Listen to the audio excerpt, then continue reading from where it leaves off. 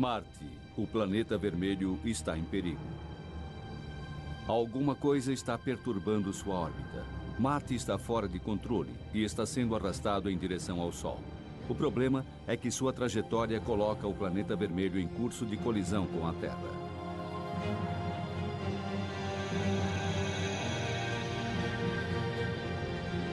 Ficção, talvez, mas não se engane. A possibilidade de um impacto como esse já foi uma grande ameaça para a Terra, mas acabamos tendo sorte.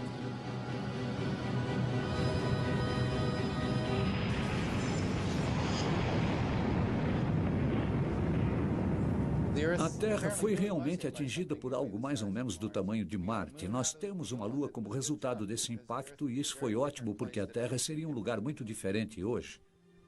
Nossa prototerra sem Lua esperando aquela afortunada colisão. Terra Marco I, o planeta que existia antes da colisão que formou a Lua, foi completamente destruído por este evento de impacto.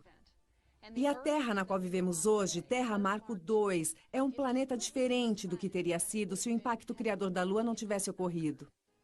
É uma questão simples, mas apenas recentemente os cientistas começaram a refletir sobre o que aconteceria se não existisse a Lua.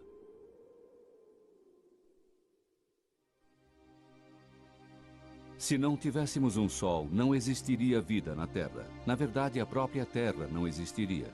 Mas e quanto ao nosso mais próximo vizinho celeste, a Lua? Sem ela ainda existiria uma Terra com seres vivos, mas destituída de vida baseada no solo. Plutão é o único outro planeta com uma Lua única e relativamente grande. Mas estes pequenos e remotos corpos celestes são planetoides gelados e, na verdade, não contam. Júpiter, o maior dos planetas, possui 16 luas, mas como aqueles outros gigantes gasosos, Saturno, Urano e Netuno, estas luas são comparativamente anãs. Júpiter e seus satélites lembram um mini-sistema solar. Marte possui 2 luas minúsculas, mais parecidas com asteroides capturados. Em certos aspectos, Vênus é o planeta gêmeo da Terra, mas as semelhanças não se estendem a um amigo próximo. Vênus não possui uma lua, e nem Mercúrio, um pouco maior do que nossa Lua e o planeta mais próximo do Sol. Dentro do sistema solar, apenas a Terra, para sua sorte, possui uma única e grande lua. Por quê? Você não quer uma teoria que é tão evolucionária que acontece com cada um dos planetas? Porque então Mercúrio deveria ter uma lua grande, Vênus deveria ter uma lua grande, Marte deveria ter uma lua grande, e eles não as têm. Se a Lua e a Terra tivessem se formado juntas no embrionário sistema solar, a Lua deveria possuir um grande núcleo ferroso, como a Terra. Ela não possui, e portanto essa teoria é suspeita. E quanto à teoria da captura? Será que a Terra tomou como refém um planetoide que estava de passagem? Impossível. Um corpo tão grande como a Lua continuaria sua trajetória. Uma terceira teoria diz que a semifundida prototerra girava tão rápido que uma parte se desprendeu da saliência equatorial. Mas a física não comprova. Enquanto a NASA se preparava para ir à Lua, os cientistas procuravam uma explicação mais plausível. Harold Urey, um geoquímico que estava envolvido nos planejamentos iniciais das missões Apollo, fez um comentário de que nenhuma das 3 teorias eram válidas e que nem a Lua deveria estar ali. Mas a Lua continua em seu lugar. E desde 1969, 6 missões transportaram 12 astronautas até a superfície lunar.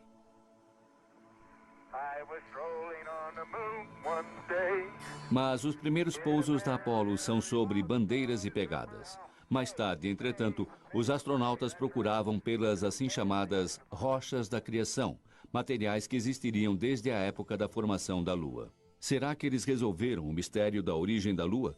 No total, as missões Apollo trouxeram para a Terra 380 quilos de pó e rochas da Lua. 2, 1, 0, decolando e lançamento. Câmbio e ignição. Assim que as primeiras expedições Apollo voltaram de suas missões na Lua, foram realizadas uma série de conferências anuais em Houston para estudar as rochas que elas trouxeram de volta e falar sobre a química e as propriedades dessas rochas. As pessoas chamavam essas conferências de festivais das rochas, uma a cada ano. Os resultados são decepcionantes. As rochas são semelhantes às do manto terrestre. Elas não possuem água e muito pouco ferro. Estas não são rochas de sua formação, e não é uma surpresa. Por mais de bilhões de anos, um bombardeamento cósmico destruiu as mais antigas rochas da superfície lunar. Até certo ponto, a busca pelas rochas de sua origem foi um esforço inútil. O homem andou sobre a Lua e os teóricos de sua origem não deram grandes passos. Vários cientistas se reuniram e começaram a pensar. Já se passaram cerca de 10 anos desde o final das missões Apollo e deveríamos estar conhecendo mais sobre a origem da Lua e os primórdios de sua história. Ao se concentrar apenas nas análises das rochas, Hartmann acredita que seus colegas deixaram de lado um quadro mais amplo. Ele está convencido de que os impactos são a pista a seguir. A Lua é um completo registro de 4,5 bilhões de anos de colisões no espaço, e ela já foi vítima de algumas fortes pancadas, não imediatamente óbvias, do hemisfério que se volta para a Terra. Antes da Apollo, quando a face oculta da Lua era quase desconhecida, Hartmann tentou mapear as crateras nos limites do hemisfério visível. Num laboratório, ele e um colega montaram um globo especial. Projetamos as melhores fotografias naquele globo, seguimos para o lado e então descobrimos uma nova variedade de características que as pessoas haviam ignorado. Manchas grandes, concêntricas, enormes crateras de 1.000 quilômetros de diâmetro representam uma das conexões com minha própria teoria de que a Lua havia sofrido grandes impactos e que no início existiam grandes corpos vagando pelo sistema solar, colidindo com outros planetas. E para cada impacto na Lua, 25 ocorriam na Terra.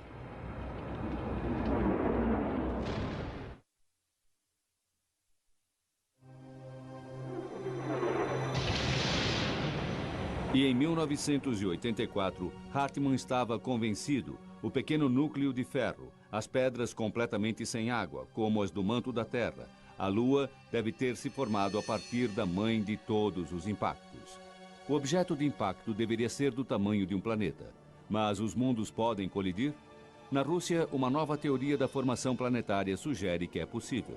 Nosso jovem sistema solar é ainda uma grande confusão. De uma vasta nuvem fundamental, partículas se reúnem em grupos. Elas crescem até o tamanho de uma bola de basquete, se agregando e colidindo. Em pouco tempo, atingem o tamanho de montanhas. O processo leva cerca de 100 milhões de anos. Estamos no estágio final de colisão dos planetas. Um planetoide destrói o manto de Mercúrio. Destroços seguem na direção de Vênus. Mais além está a Terra, terceira rocha a partir do Sol. Mas em seguida, no espaço antes de Marte, um planeta extra, um intruso estranho chamado Orfeu. Sua órbita está muito próxima da Terra. Em seu caminho, desastre. É uma ideia muito interessante essa de que grandes colisões afetaram os planetas, porque nos permite explicar por que um planeta possui um tipo de sistema e outro possui sistema diferente. E ainda assim, se você olhar para trás longe o suficiente para observar os detalhes, os planetas são relativamente similares. Então você pega as semelhanças, mas também encontra essas peculiaridades. Vênus, por exemplo, gira ao contrário, resultado provavelmente de uma grande colisão. Marte possui uma inclinação semelhante à da Terra, uma pista talvez de um outro impacto. O gigante gasoso Urano gira de lado devido a uma colisão com um objeto do tamanho da Terra.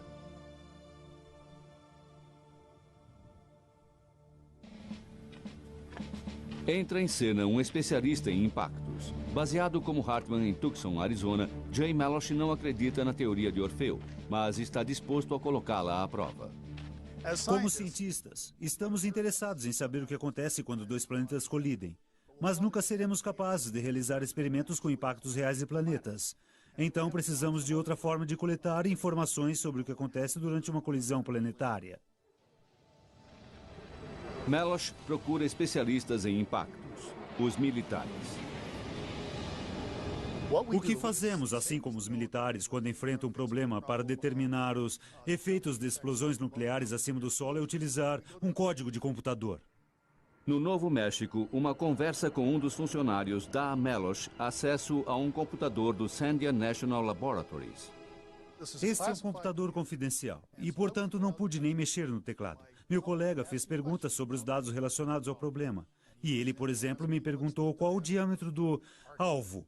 E eu dei a ele o diâmetro da Terra. Algumas cabeças se levantaram na sala, o alvo é a Terra. Depois eles perguntaram qual o diâmetro do projeto e eu forneci metade do diâmetro da Terra. Algumas outras cabeças se ergueram ao nosso redor. E em seguida, a velocidade do impacto, 11 km por segundo. Finalmente, por causa do entusiasmo de todos na sala em relação a esta gigantesca colisão, esta simulação se transformou em prioridade e os resultados foram revelados. Podíamos ver a colisão de um planeta, ver esta enorme explosão de gases acontecendo, e foi esse tipo de simulação que permitiu descobrir novos fatores relacionados à compreensão do que acontece nesse tipo de desastre. Então, o que acontece quando dois mundos colidem? Já vimos filmes sobre colisões de planetas e coisas como Guerra nas Estrelas, onde planetas explodem instantaneamente. Não é assim que as coisas funcionam. Os planetas são tão grandes e os eventos ocorrem lentamente. Se você voltasse no tempo, 4,5 milhões de anos atrás, quando o planeta Orfeu colidiu com a Terra, você veria as coisas acontecendo como se fosse em câmera lenta. Orfeu se aproximaria, um corpo com cerca de metade do diâmetro da Terra, e lentamente colidiria com a Terra, penetraria nela e nuvens de vapor seriam expelidas, mas tudo num período de 20 minutos a meia hora.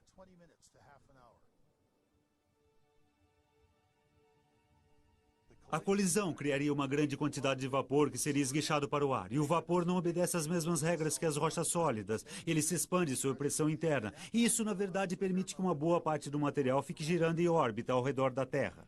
Hartmann nos dá o impacto. Melosh coloca os destroços na órbita.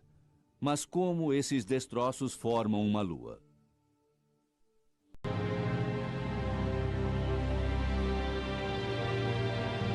É fato concreto. A Lua está nos abandonando. E quanto mais distante, menor sua capacidade de estabilizar nosso planeta. E mais lenta será a rotação da Terra. Nossos dias ficarão cada vez mais longos. Uma forma de diminuir os efeitos do distanciamento da Lua é a construção de represas, não em rios, mas nos oceanos. É ficção científica, mas temos milhões de anos para desenvolver a tecnologia. Estamos perdendo a Lua por causa do atrito das marés. Reduzindo a vazante e a corrente de nossos oceanos através de represas, poderíamos diminuir o índice de recuo da Lua. Igualmente audaciosa é a ideia do falecido Alexander Abian, da Universidade de Iowa. Ele sugere sequestrar uma lua de Júpiter e estacioná-la na órbita da Terra. Esta lua, Europa, é grande o suficiente para o trabalho. Ela não substituiria nossa lua. Europa apenas ajudaria a manter nosso planeta alinhado, já que a influência de nossa Lua está diminuindo.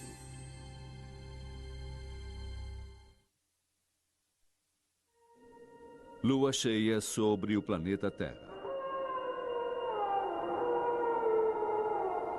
Ninguém sabe a razão, mas a lua cheia significa problemas iminentes para hospitais, prisões e as ruas de qualquer cidade. Alguma coisa acontece com as pessoas quando é época de lua cheia. Sempre se encontra algum problema. É como se alguma coisa no ar tomasse conta das pessoas, deixando-as excitadas, algumas vezes com resultados ruins.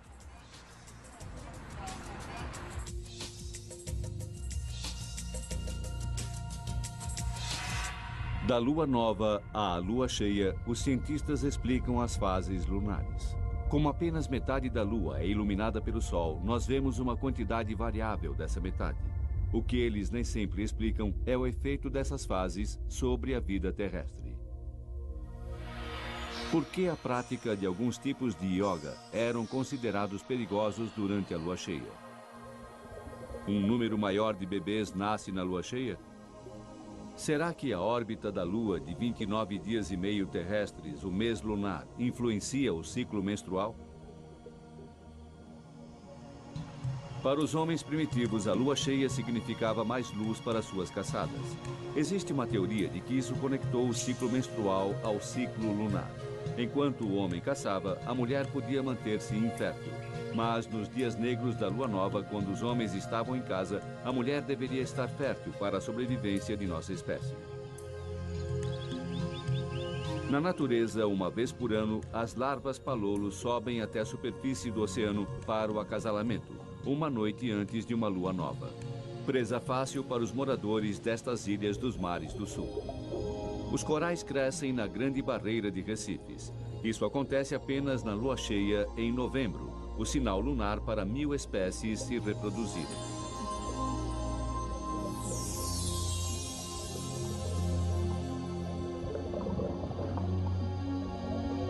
Quando as marés estão mais altas, na lua nova e na lua cheia, as tartarugas marinhas vão até as praias durante a noite para botar seus ovos, na época mais segura para chocar seus filhotes. Assim como a lua influencia as marés também influenciam os hábitos. Estes caranguejos emergem de seu esconderijo sob a areia somente na maré baixa.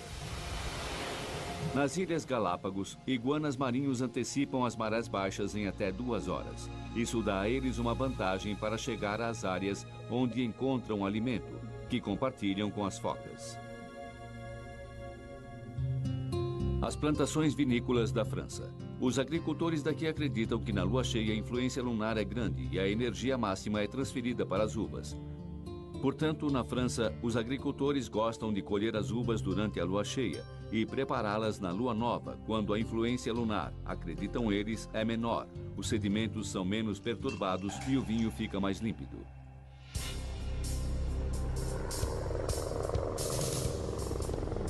A vida na Terra é sem dúvida dominada pelos ritmos da Lua. A questão que está surgindo agora é se o impacto que formou a Lua pode ter acelerado a vida em si. Groenlândia, 1999, e uma incrível descoberta. Estamos voando para um acampamento nesta remota área do oeste da Groenlândia e podemos chegar aqui apenas de helicóptero. E do acampamento vamos andar até o local onde encontraremos o capítulo 1 da história da Terra. 3 bilhões e 800 milhões de anos atrás, esta área rochosa fazia parte do fundo do oceano. Um inuit nativo, Minik Rosen, é o primeiro a descobrir seu segredo. Esta é a mais antiga. Esta é a mais antiga rocha da Terra. Este é o material mais antigo que você pode pegar nas mãos. E se você quiser tocar algo mais antigo do que isso, vai ter que ir até a Lua para encontrá-lo. Mas a pedra lunar, apesar de antiga, não guarda pistas sobre a vida. Na Terra, a rocha da Groenlândia encontrada por Rosen traz novas informações, e esta é sua grande descoberta. Suas camadas possuem carbono, evidências de um plâncton complexo. Esse plâncton existiu há muito tempo, 200 milhões de anos antes da data previamente estimada para o início da vida, puxando esta data para mais perto do impacto formador da Lua. Foi realmente uma experiência incrível, porque seres vivos não deveriam existir naquela época, e se existissem, definitivamente não deveriam ser em formas de vida que teriam existido em alto mar. Previamente, acreditava-se que os seres vivos primitivos existiam apenas em ambientes extremos, alimentando-se dos gases de vulcões submersos.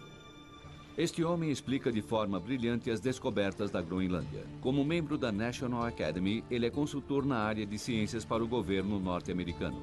Norman Sleep acredita que o impacto do Orfeu, responsável pela formação da Lua, deu origem à vida. A Terra Marco I morreu na colisão com Orfeu. Esta é a Terra Marco II.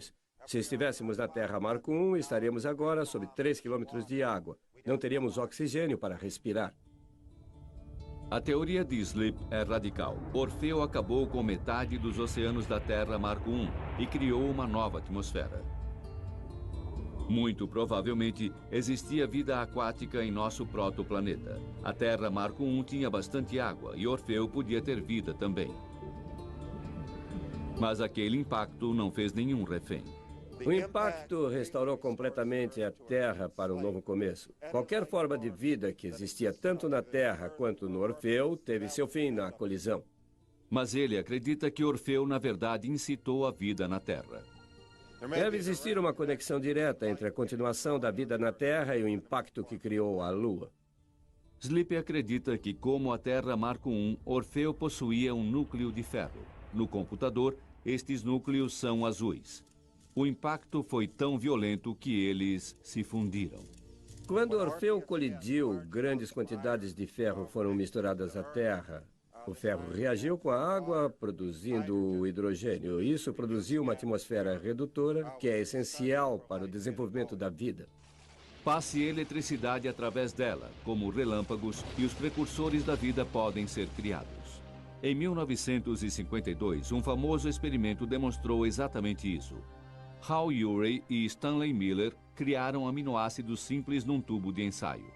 Mas sua pesquisa perdeu a força quando seus colegas insistiram que a Terra antiga não possuía as condições certas, uma atmosfera chamada redutora. Mas agora sabemos que o impacto de Orfeu pode ter produzido essa atmosfera.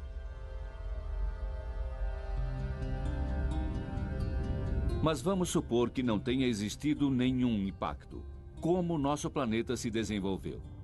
A Terra Marco I seria apenas um oceano. Você poderia ver alguns poucos e pequenos pedaços de terra despontando no meio da água, como um pedaço do Tíbet, talvez o topo do Havaí, do Monte Everest, mas a superfície seria basicamente coberta de água. Sem o impacto, definitivamente não teríamos seres humanos na Terra. Esse documentário poderia estar sendo feito por outras formas de vida, mas com certeza não seriam humanos. Nós podemos apenas especular em relação às criaturas que evoluíram na Terra Marco I. É realmente curioso tentar descobrir como seria a vida na Terra. Seria possível a existência de seres inteligentes? Se não tivesse existido o impacto que formou a Lua, acredito que a vida no solo seria muito diferente. Na verdade, poderia nem existir vida em terreno seco.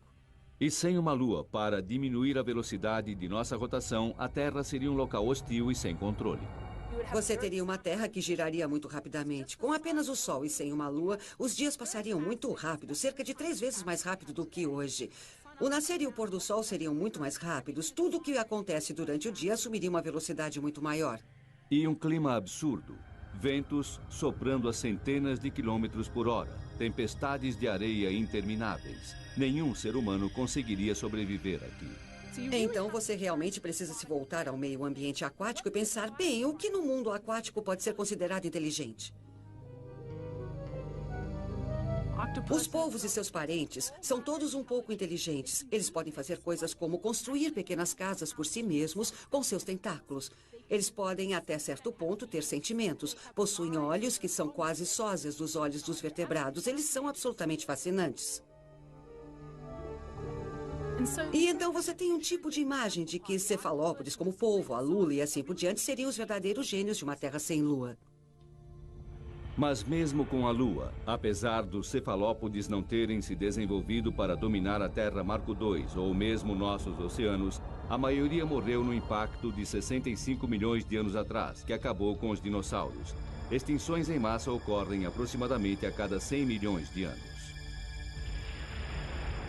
No passado, a Lua poderia ter protegido a Terra de tais impactos, mas pelas estatísticas, as chances eram muito pequenas.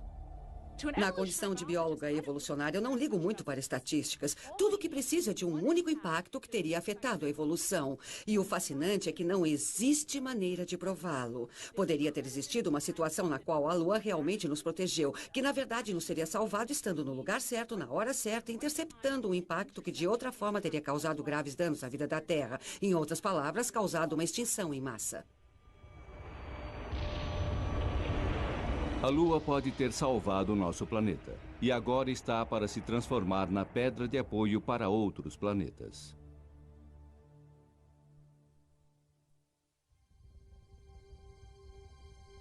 Como o acaso é um aspecto muito importante no desenvolvimento de um planeta, a Lua pode ser vista como um sinal de sorte.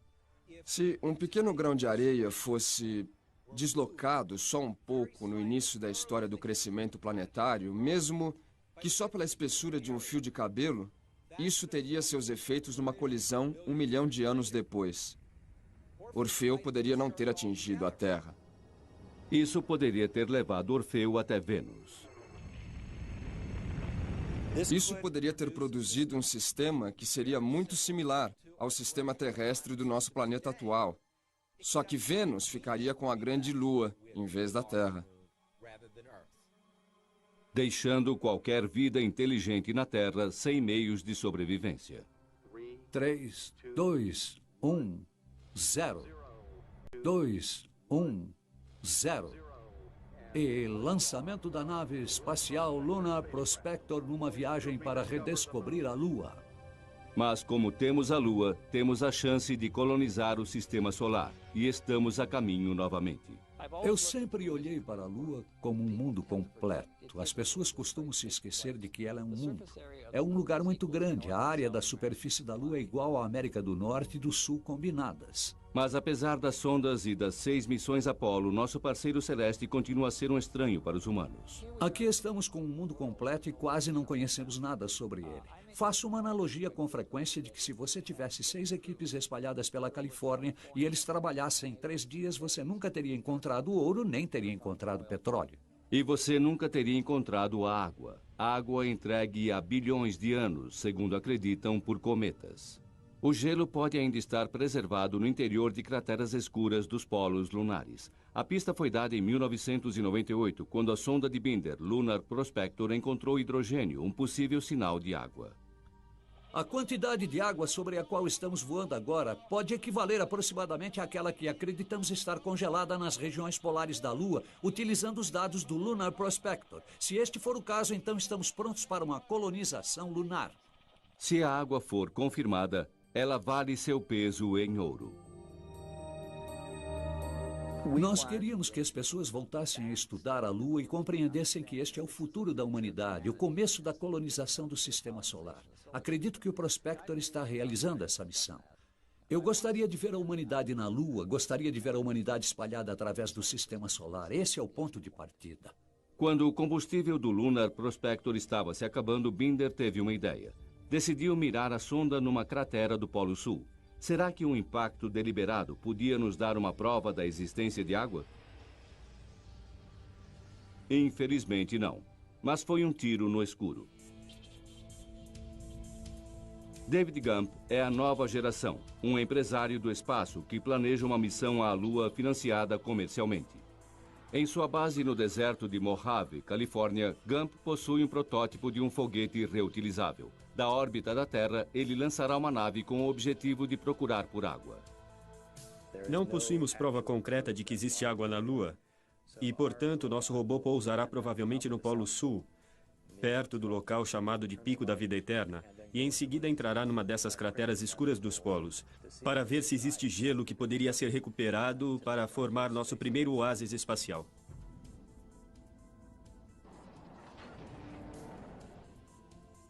Se pudermos confirmar que existe água suficiente nos polos lunares, significaria que poderíamos reabastecer nossas espaçonaves lá, que missões até Marte e locais mais distantes do Sistema Solar finalmente seriam viáveis. Seria a primeira vez que poderíamos realmente viver fora da Terra enquanto exploramos o espaço. A visão de Gump depende da água lunar. Ela sustentaria a vida e a separação em hidrogênio e oxigênio líquidos poderia gerar o combustível do foguete. A Lua seria um porto espacial. Eu acho que a Lua é fundamental para a exploração do resto do Sistema Solar. O Sistema Solar é realmente um lugar enorme e ter um lugar para treinar e fazer testes com seres humanos perto de casa e pedir ajuda se tivermos algum problema é extremamente importante. Se você estiver a caminho de Marte e tiver algum problema, poderá ter apoio. Se existir água, o próximo passo serão as colônias lunares, mas não os módulos apresentados pela ficção científica.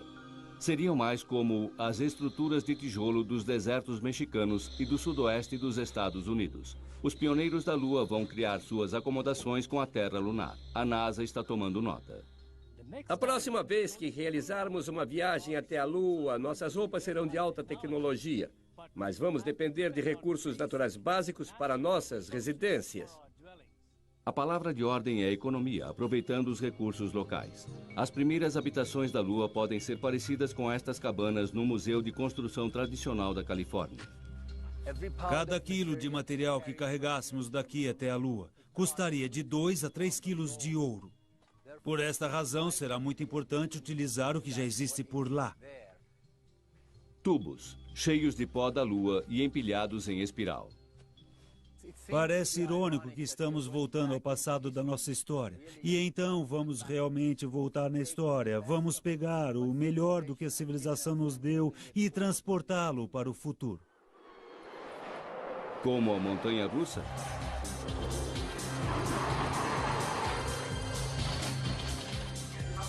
Aqui, o arquiteto espacial Tangavello encontra o cientista de foguetes Anthony Zupero. O tópico é o transporte e a forma mais barata de partir da Lua. Você acha que isso vai ser parecido com o que vamos encontrar na Lua? Acredito que sim.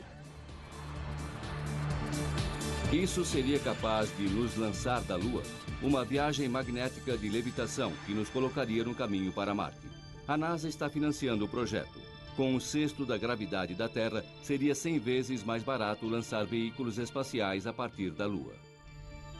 Mas imagine passar 3 anos aqui dentro, a caminho de Júpiter. O espaço é horrível. Você precisa ter alguma gravidade ou seu sistema imunológico não funciona. Seus ossos ficam frágeis. Precisa da gravidade. A única forma de ter gravidade é ter esse grande, giratório aparelho onde você será atirado contra as paredes. E é isso que Zúpero planeja. Um gigantesco anel inflado com gelo da água da Lua. Gelo armazenado numa estação de abastecimento na órbita lunar. Você não vai construir sua nave espacial. Você vai enchê-la.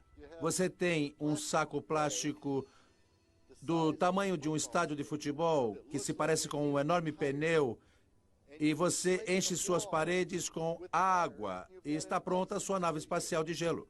O anel gira e dentro dele os viajantes possuem a gravidade. Água em gelo armazenada nas paredes gera energia para o foguete. Para o retorno, o reabastecimento seria realizado numa das luas geladas de Júpiter. Eu nunca imaginaria que um foguete movido a vapor, uma tecnologia antiga, levaria 100 vezes mais do que o melhor dos foguetes, e isso significa que você levaria 100 pessoas daqui até Júpiter e para todas as luas de Júpiter, Ganimedes, Calisto, Europa. Absolutamente incrível. Tudo o que Zúpero precisa para fazer seu foguete a vapor é a fonte de energia de um submarino nuclear. Ele também pode recrutar alguns tripulantes de submarinos. Os submarinos foram as primeiras plataformas para os quais o programa espacial se voltou para descobrir como as pessoas reagiriam a viagens longas em isolamento. E eles aprenderam muito com os tripulantes. E acredito que o tripulante de submarino é o tipo de pessoa que estaria interessado em fazer alguma coisa que encontraria oportunidade nesse projeto. O problema enfrentado no momento é o fator nuclear.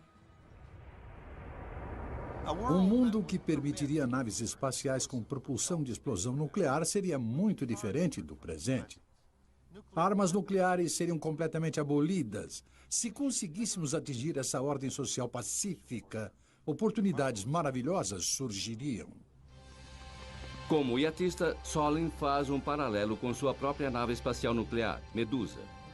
Bem, o que este belo iate da America's Cup, American One, possui em comum com a espaçonave Medusa é a vela triangular. A vela triangular é uma vela muito leve, içada acima da embarcação, e é controlada diretamente pelo vento. No caso de uma nave espacial, esta vela seria controlada por uma série de explosões nucleares. A Medusa precisa da Lua porque as explosões nucleares que impulsionam a vela estão envolvidas com a Terra lunar. A nave Medusa pode viajar a dezenas de milhões de quilômetros por hora. A Medusa é capaz de tornar possível a viagem interplanetária em espaços de tempo razoáveis para os seres humanos. Ela pode até nos levar às estrelas. E entre estas estrelas, existem planetas que estão se desenvolvendo como a Terra? Ou será que este crescimento depende da sorte que tivemos com a criação da Lua? Agora que estamos descobrindo planetas entre outras estrelas, qual é a importância de uma Lua na criação de um meio ambiente como o da Terra?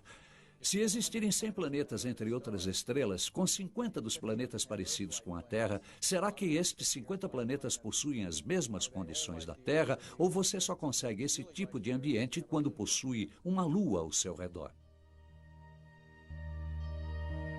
Recentemente, começamos a fazer a seguinte pergunta. Qual a possibilidade de se formar um planeta como a Terra, com uma grande lua como a nossa, em outros sistemas solares?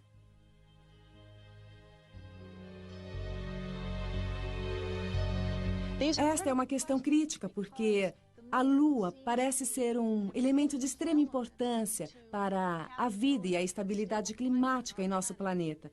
E para responder esta pergunta, qual a possibilidade de ter outras terras? Precisamos da resposta para outra pergunta. Qual a possibilidade de ter outras luas? Até o momento, mais de 20 planetas foram identificados entre outras estrelas. Nenhum como a Terra. Um dia, talvez a bordo da nave Medusa, possamos encontrar um tranquilo planeta azul com uma única e grande lua.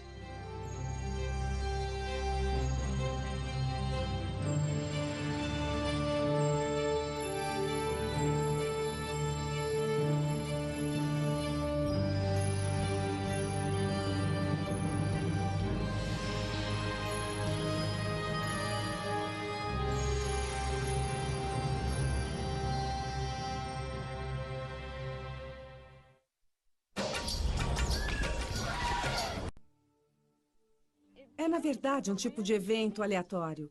Qual corpo acaba colidindo com outro corpo para criar os planetas finais?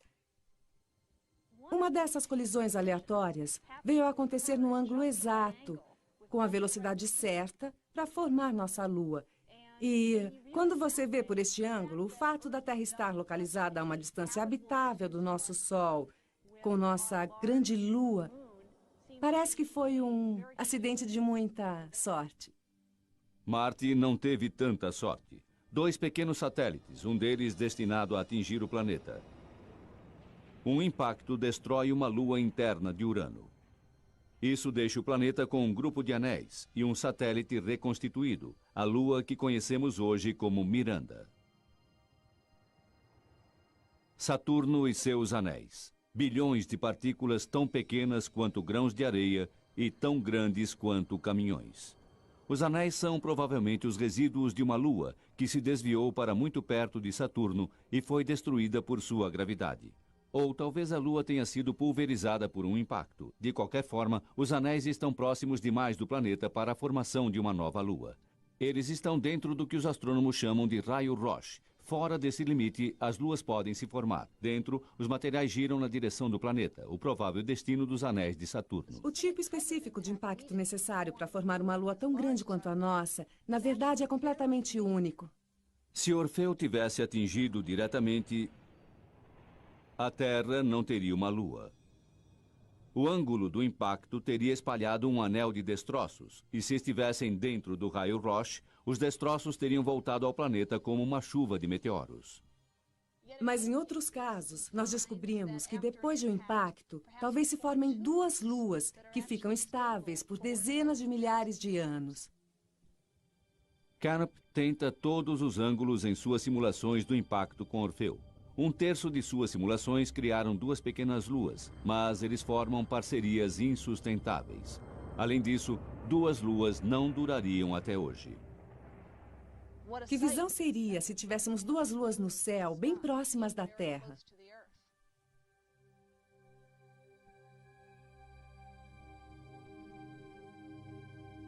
Com 2 luas, a lua menor e mais próxima ou cairia na Terra ou as luas acabariam por colidir. Mas para produzir nossa lua, Canopy escolhe uma abordagem mais indireta. Descobrimos que se você faz o impacto acontecer a um ângulo bastante descentralizado, de uma forma que o objeto quase não atinja a Potro-Terra inteiramente, esta configuração é muito boa para colocar o objeto em órbita. O impacto descentralizado pode destruir parcialmente o corpo que está colidindo, que então se afasta da Terra e temporariamente se reestrutura antes de voltar para um segundo impacto. Um duplo desastre. Todo o processo de impacto provavelmente levou cerca de 2 dias para ser completado. Teria sido um terrível final de semana para se estar na Terra. No entanto, nosso prêmio é a Lua. Ela se formou fora do raio Roche, 22.500 quilômetros da superfície da Terra Marco II. Acumulando matéria ejetada de um disco quente de fragmentos, nossa Lua rapidamente se juntou num período de 1 a 100 anos. Se estivéssemos na Terra quando a Lua se formou, digamos 100 anos depois do impacto, a Lua seria uma enorme visão no céu noturno. Se pudéssemos ver a Lua logo após sua formação, ela iria aparecer 15 vezes maior no céu escuro que sua aparência atual. Teria sido uma visão e tanto. Em nosso planeta devastado, há o inferno na Terra. Vulcões em erupção. A crosta se deslocando. Lava se espalhando como um oceano. A Lua está tão próxima que rochas e magma são influenciadas como a maré. A força de atração lunar é 4.000 vezes maior do que a de hoje. A Terra estremece e explode. Nos oceanos, todas as ondas são como maremotos. Gradualmente, através de 4,5 bilhões de anos, a Terra esfria e se acalma. Inicialmente, vastas forças fazem com que a Lua seja rapidamente empurrada para longe. As rotações dos dois corpos ficam mais lentas. A duração dos nossos dias passa de 4 para 24 horas.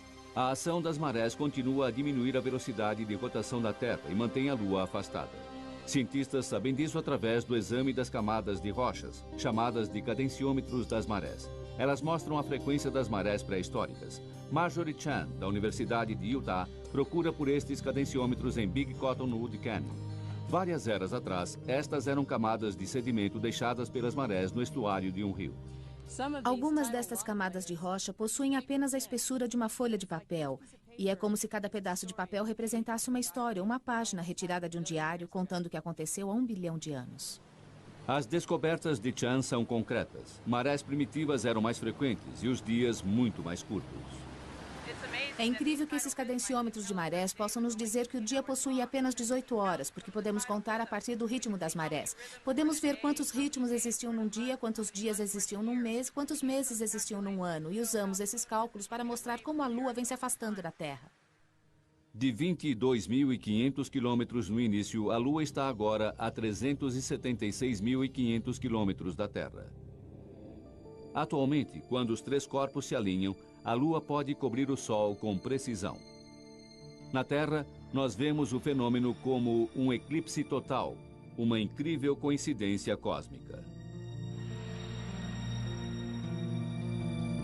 Estes eclipses são outras evidências de que a Lua está se afastando da Terra.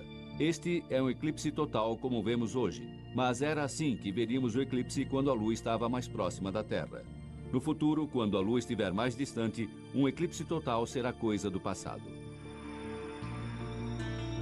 Antigas documentações de eclipses revelam que há apenas cerca de 2.000 anos atrás, a duração do dia era um pouco mais curta do que atualmente. Se tivesse se mantido constante, o eclipse solar de 136 a.C. teria seguido esta linha de totalidade. Em vez disso, como o dia era 1/20 de segundo mais curto, a totalidade se deslocou para o leste através da Babilônia. Mais de um quarto de século atrás, os astronautas da Apollo instalaram refletores na Lua. Hoje, eles são alvos para os astrônomos do Observatório McDonald, no Texas. Ao receber os raios laser que retornam dos refletores, a velocidade na qual a Lua está se afastando pode ser medida até a largura de um fio de cabelo. A distância está se ampliando em 3,8 centímetros por ano. Dessa forma, em 4,5 bilhões de anos, a Lua em nosso céu encolheu até chegar nisso. A força de atração gravitacional da Lua mantém a Terra numa posição horizontal, com uma inclinação de 23 graus. Marte, ao contrário, não possui uma grande lua estabilizadora. Consequentemente, ele oscila em seu eixo. Ao longo de milhões de anos, a inclinação pode variar de 0 a 90 graus, fazendo com que seu clima seja inconstante. Imagine a Terra dessa forma. Em Paris, no Bureau de Longitude, o astrônomo Jacques Lascar faz exatamente isso. Ele se pergunta o que aconteceria à Terra sem nossa grande e benéfica Lua. Primeiro, ele faz modelos da Terra com a Lua. Nosso eixo se move num círculo, mas sempre a 23 graus. Ao remover a Lua, o movimento circular diminui, mas o planeta fica maluco. Os cálculos de Lascar mostram um caos. Tire a Lua e nós perdemos toda a estabilidade. A Terra oscilaria pelo interior do Sistema Solar. Lascar não tem dúvida de que dependemos completamente de nosso parceiro no espaço. Se não existisse a Lua, o eixo da Terra ficaria sempre oscilando entre 0 e 90 graus. E o clima no nosso planeta mudaria radicalmente. Então podemos dizer que a Lua é um regulador climático para a Terra. Mesmo com a Lua, a Terra sofre pequenas oscilações. Como um membro da equipe da NASA que estuda as origens da vida, Lynn Rothschild sabe que até mesmo as menores mudanças de inclinação geram profundas consequências. Alguns pesquisadores na Alemanha apresentaram uma teoria de que a razão da civilização na Terra ter começado na região do Delta do Nilo e não no Saara, onde existiam grandes grupos de humanos naquela época, é porque o ângulo oblíquo da Terra havia mudado menos de 1 grau. O próspero Saara, no norte da África, se transforma numa parda região estéril. Hoje, ele é o maior deserto da Terra, produto de uma mudança de ângulo do eixo planetário. Sem a Lua, estaríamos vivenciando mudanças de angulação de 20, 30, 40 e 50 graus e até mais. E então compare essas mudanças com aquela de menos de 1 grau que causou a migração em massa de humanos e podemos imaginar que problema sério a falta da Lua traria para a vida na Terra. Portanto, ao perdermos a Lua, existem motivos para preocupação. Seria este o Egito quando a Terra começar a oscilar? Seria este o Saara do futuro? Será que a Antártica se transformaria num deserto escaldante? Estas são as perspectivas se nós perdermos a Lua e a Terra girar descontrolada. De repente, teríamos verões que seriam incrivelmente quentes. Na parte terrestre, estamos falando de talvez mais de 100 graus centígrados, mais do que a temperatura de ebulição da água. Por outro lado, teríamos invernos com temperaturas abaixo do congelamento, provavelmente tão frio quanto o gelo seco. Temperaturas incrivelmente frias. Placas de gelo avançariam e recuariam através do Equador. E pior ainda, com a Terra balançando caoticamente, os círculos polares derreteriam, os níveis dos oceanos subiriam, ilhas desapareceriam e nossas cidades costeiras seriam inundadas.